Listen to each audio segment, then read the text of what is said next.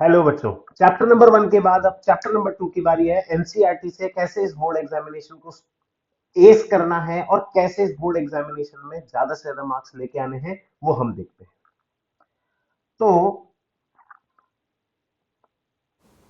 Chapter number 2 के अंदर क्या क्या इंपॉर्टेंट चीजें हैं उसको जल्दी से एनसीईआरटी की तरफ बढ़ते हैं और देखते हैं। जल्दी से देखो, ठीक है।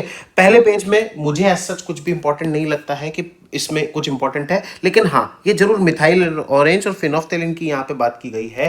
तो इस बात को बहुत अच्छे से ध्यान रखना कि मिथाइल ऑरेंज और फिनोफ्थेलिन के कलर चेंजेस क्या क्या होते हैं, ठीक है। पिंक कलर हो जाएगा, येलो कलर हो जाएगा, ये सब चीजों को ध्यान रखना। ये इंपॉर्टेंट पार्ट है, यहाँ पे से क्वेश्चन बन सकता है।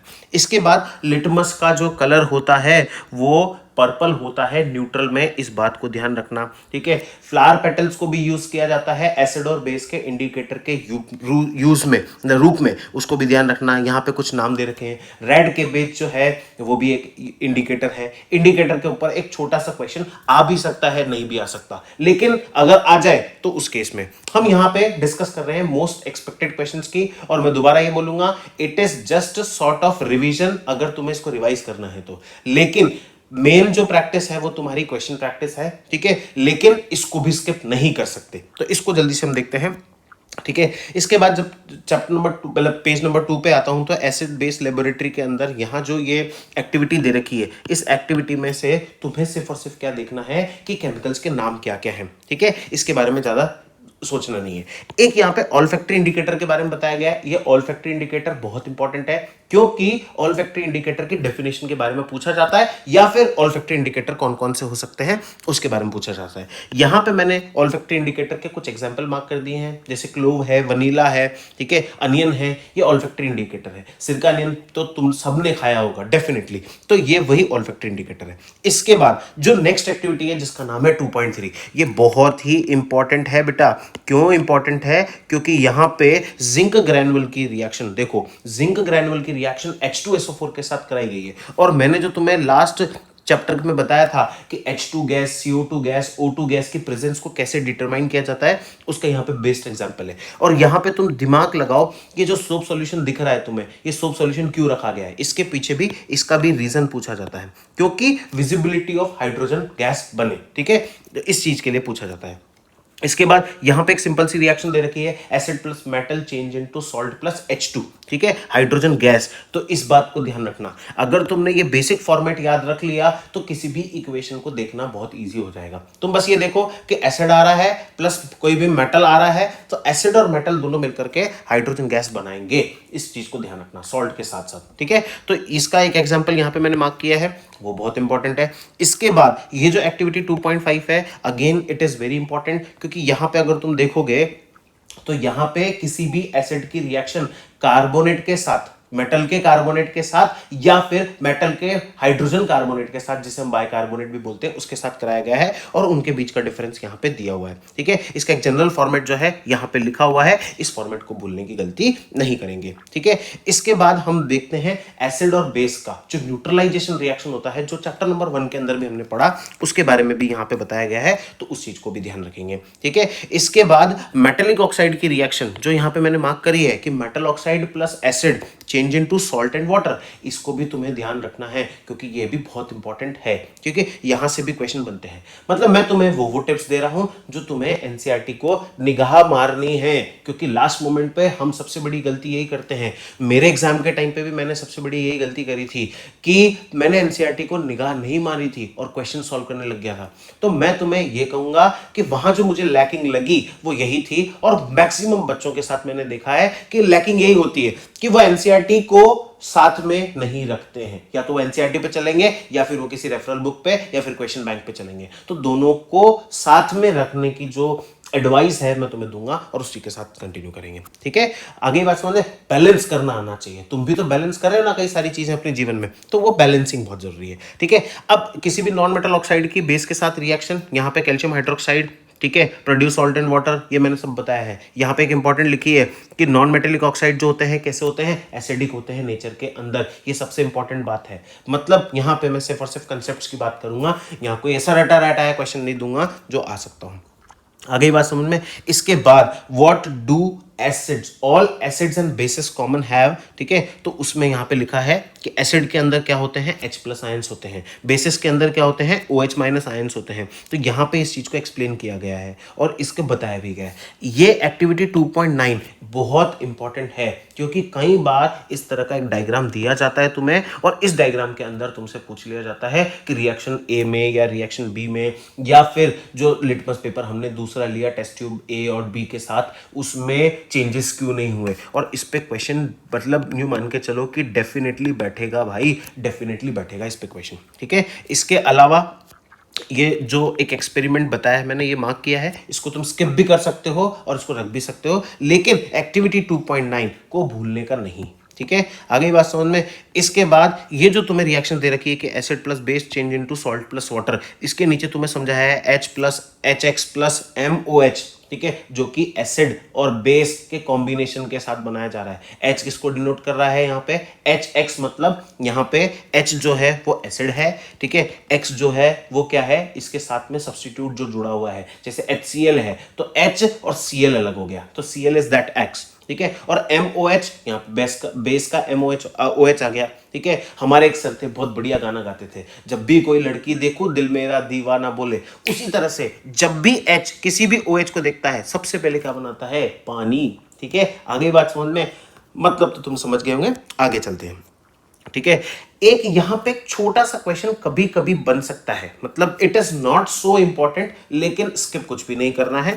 तो यहां पे कंसंट्रेटेड एसिड और कंसंट्रेटेड बेसिस के बारे में कुछ बताया गया है कि हम जो उसको डाइल्यूट करते हैं वो प्रोसेस कैसा होता है, उन सब चीजों के बारे में बताया है, तो थोड़ा सा इस पे निगाह मार लेना, ठीक है। आगे बात समझ में। इसके बाद आगे देखते हैं स्ट्रॉन्ग एसिड्स और स्ट्रॉन्ग बेसिस क्या होते हैं, पीएच इंडिकेटर क्या है, उस पीएच के बारे में इस वाले पैराग्राफ के अंदर थोड़ा सा समझाया गया है, तो इसको जस्ट तुम्हें एक रीड मारना है और इसी से रिलेटेड क्वेश्चंस को सॉल्व करना है, ठीक है। पीएच इंडिकेटर्स तुम्हें पता ही होंगे, ये पीएच की जो टेबल है इसको ध्यान रखना, इस पीएच की टेबल के ऊपर से क्वेश्चन कई बार पूछे जाते हैं। अब importance of pH in everyday life, don't skip this topic, ठीक है। अगर तुमने इसको टॉपिक को स्किप किया, इसका मतलब ये मान के चलो कि तुम्हारे 2 नंबर तो पक्के गए, ठीक है, पक्का 100% गए, ठीक है। तो इसलिए इस टॉपिक को मत करना स्किप, कि एनिमल पीएच की क्या सेंसिटिविटी होती है, प्लांट्स की पीएच सेंसिटिविटी क्या होती है, हमारे माउथ की पीएच सेंसिटिविटी क्या होती है, एसिड रेन के ऊपर क्वेश्चन जो है वो डेफिनेटली बैठता है, तो उसकी पीएच सेंसिटिविटी क्या होती है, हमारा डाइजेस्टिव सिस्टम कैसे पीएच सेंसिटिव होता है, इन सब चीजों के बारे में तुम्हें पढ़ना है। इसके बाद one of my favourite segment, ठीक है, जहां से 3 नंबर के क्वेश्चन बनने के चांसेस हो जाते हैं, ठीक है। वो 3 नंबर के क्वेश्चन क्या क्या हो सकते हैं, देखो तुम्हें 5 पॉइंट्स पे ध्यान रखना है। पहला पॉइंट, अगर कोई भी सॉल्ट के बारे में पूछा जा रहा है, मतलब मैं तुम्हें ये कहूंगा कि 10 मिनट बैठो, 10 मिनट में तुम्हें खुद को बनाना है, मैं नहीं बना के दूंगा। 10 मिनट बैठो, 10 मिनट में सारे सॉल्ट्स को कैसे याद करना है। पहली बात तो सॉल्ट का कोई भी जनरल नेम लिख लो, ठीक है, जैसे कॉमन सॉल्ट, मैंने बोल दिया कॉमन सॉल्ट, तो कॉमन सॉल्ट का जो जनरल नेम है वो कॉमन सॉल्ट हो गया। दूसरा, उसका केमिकल नेम क्या है, ठीक है, अगर तुम्हें केमिकल नेम पता है तो तुम उसको याद, मतलब उसको रिलेट कर पाओगे, ठीक है, उसका फॉर्मूला बनाने में तुम्हें बहुत ईजी रहेगा। तीसरा, उसका केमिकल फॉर्मूला क्या है, ठीक है, उसका केमिकल फॉर्मूला क्या क्या हो सकता है, इस चीज को ध्यान रखना जरूरी से, ठीक है। चौथी इंपॉर्टेंट चीज है कि उसकी प्रिपरेशन कैसे हो रही है, ठीक है, अगर मैं बात करूं कि इसकी प्रिपरेशन जो है वो कैसे हो रही है, इस बात को ध्यान रखना। और पांचवी चीज सबसे इंपॉर्टेंट क्या है, उसके यूजेस, क्योंकि अगर क्वेश्चन तुमसे डायरेक्टली पूछा जाएगा तो इसी फॉर्मेट पर पूछा जाएगा, लेकिन इनडायरेक्टली पूछा जाएगा तो उल्टा चलेंगे, यूजेस के बारे में बताएंगे, उसकी प्रिपरेशन के बारे में बताएंगे, तो तुम्हें ऊपर के 3 नाम, उसका जनरल नेम, उसका केमिकल नेम, उसका केमिकल फॉर्मूला, मॉलिक्यूलर फॉर्मूला तुम्हें पता होना चाहिए।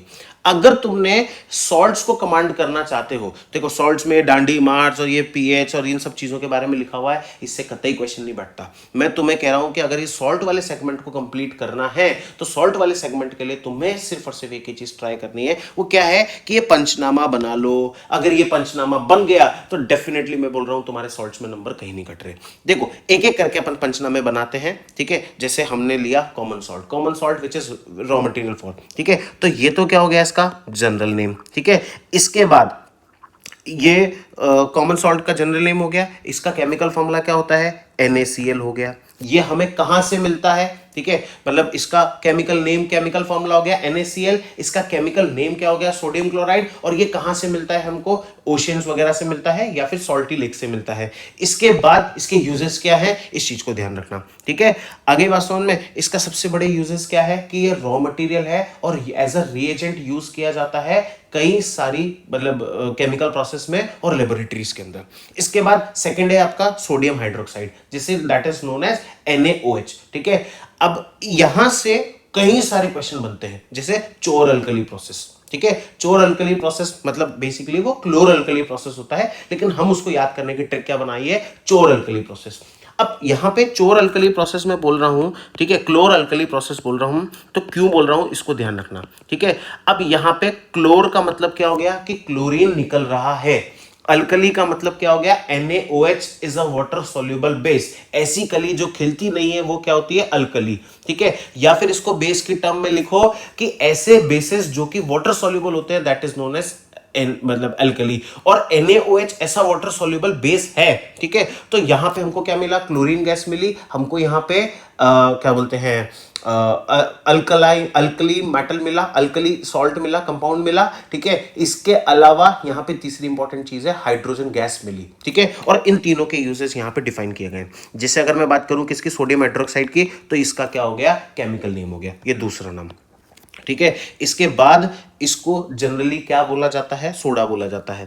इसके बाद अगर मैं इसकी प्रिपरेशन पे जाऊं तो प्रिपरेशन इसकी क्लोरल्कली प्रोसेस है, और इस डायग्राम को याद रखना है तुम्हें, क्योंकि इस डायग्राम के ऊपर बेस्ड क्वेश्चन बनने के चांसेस होते हैं, ठीक है। इसके बाद इसके यूजेस क्या होते हैं, कैथोड कहां जमा हुई, जैसे यहां पे लिखा है हाइड्रोजन गैस कहां जाएगी, कैथोड पे, क्लोरीन गैस कहां जाएगी, एनोड पे, और जो सोडियम हाइड्रोक्साइड का सॉल्यूशन होता है वो कहां पे कलेक्ट हो जाएगा, कैथोड पे। इस बात को ध्यान रखना, ठीक है। और ये तीन प्रोडक्ट्स जो हैं ये यूजफुल होते हैं, और इनके यूजफुल यहां देखो लिखे हुए हैं कि Cl2 गैस जो है वो ऐसे ऐसे काम आएगी। अब जो NaOH है उसको यहां पे काम में ले सकते हो, और जो H2 गैस हमने निकाली है बाहर से, फ्यूल, ठीक है, अमोनिया, फर्टिलाइजर्स वगैरह बनाने में काम होती है, तो ये H2 गैस की प्रेजेंस होगी। इसके बाद वही ब्लीचिंग पाउडर आ गया, ठीक है। ब्लीचिंग पाउडर क्या होता है, ब्लीचिंग पाउडर का एक जनरल नेम पता पड़ गया। अब ये इलेक्ट्रोलाइसिस प्रोसेस से जो ब्राइन निकला है, इसमें क्लोरीन गैस पास करी है, और ये इसका केमिकल फॉर्मूला और स्लैगलाइन बोल दिया इसको, ठीक है। इसका केमिकल फॉर्मूला और केमिकल नेम दोनों आ गया। और ब्लीचिंग पाउडर जो है उसकी प्रिपरेशन ये मिल गई हमको, उसकी रिएक्शन मिल गई, उसके बाद ये ब्लीचिंग पाउडर के यूजेस हो गए। इसके बाद बेकिंग सोडा आ गया, बेकिंग सोडा का जो केमिकल फॉर्मूला है और केमिकल नेम है वो मिल गया, इसकी प्रिपरेशन यहाँ पे हमें मिल गई, और इस प्रिपरेशन के बाद इसके यूजेस मिल गए। इसके बाद वही वॉशिंग सोडा आ गया, वॉशिंग सोडा का केमिकल फॉर्मूला हो गया, और केमिकल फॉर्मूला के साथ साथ इसकी पूरी प्रोसेस और इसके यूजेस मिल गए, ठीक है। ये क्रिस्टलाइजेशन ऑफ वाटर के ऊपर एक डायग्राम है, इसको बिल्कुल मतलब मैं कह रहा हूं कि मत पढ़ो, ठीक है, क्योंकि यहां से क्वेश्चन नहीं आएगा, ठीक है। इसके बाद पीओपी एक सबसे इंपॉर्टेंट फैक्टर है। पीओपी के अंदर जिप्सम यूज होता है, रॉ मटेरियल है, 273 केल्विन है, 373 केल्विन है, ठीक है। इस चीज को ध्यान रखना, क्योंकि ये चीजें बहुत इंपॉर्टेंट है। ये इसका केमिकल फॉर्मूला हो गया, केमिकल नेम हो गया, इसको जनरल नेम हो गया, और इसके ये फॉर्मेशन और इसके यूजेस यहां पे आ गए। इस तरह से तुम्हारा चैप्टर नंबर 2 भी जो है ना, मतलब यूं मान के चलो कि 15 मिनट के अंदर तो मैंने फिनिश कर दिया।